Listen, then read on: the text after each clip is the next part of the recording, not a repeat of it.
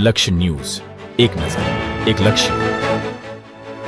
ગુજરાત બોર્ડની પરીક્ષાનો પ્રારંભ. પરીક્ષાર્થીઓને મોં મીઠું કરાવીને શુભેચ્છા પાઠવતા જિલ્લા કલેક્ટર કે.એસ. યાજ્ઞિક અને પોલીસ અધિક્ષક પ્રેમસુખ ડેલુ.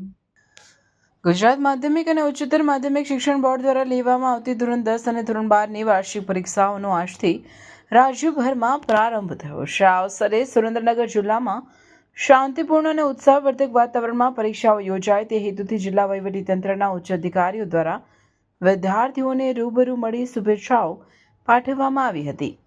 વઢવાણની વિકાસ ગર્લ્સ હાઈસ્કૂલ ખાતે સવારે જિલ્લા કલેક્ટર કે.એસ. યાજ્ઞિક અને જિલ્લા પોલીસ અધિક્ષક પ્રેમસુખ ડેલુ ખાસ ઉપસ્થિત રહ્યા હતા.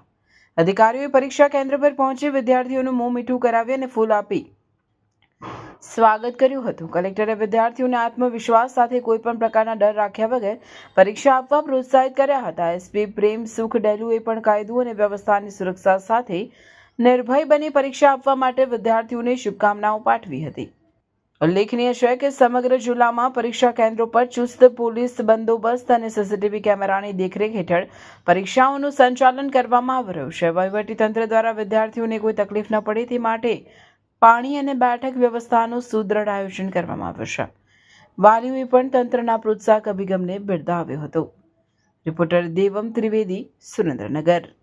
આજરોજ તારીખ 26 ફેબ્રુઆરી 2026થી ગુજરાત રાજ્ય માધ્યમિક અને ઉચ્ચતર માધ્યમિક શિક્ષણ બોર્ડની પરીક્ષાઓ શરૂ થઈ છે.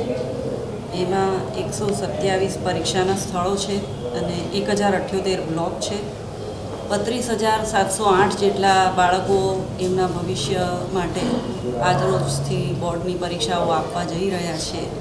જિલ્લા વહીવટી તંત્ર તરફથી આ બાળકોને તેમના ઉજ્જવળ ભવિષ્યની શુભેચ્છાઓ આપવા માટે અમે આજરોજ અહીં હાજર રહી અને બાળકોને શુભેચ્છાઓ અર્પણ કરી. બાળકો ઘણા ખુશ પણ છે અને ઉત્સાહિત છે. સાથે સાથે થોડાક તણાવમાં પણ હોય એવું લાગ્યું, જે સ્વાભાવિક વસ્તુ છે, પરંતુ તેઓમાં પરીક્ષા આપીને પોતાનું ભવિષ્ય બનાવવાનો ઘણો ઉત્સાહ રહ્યો છે.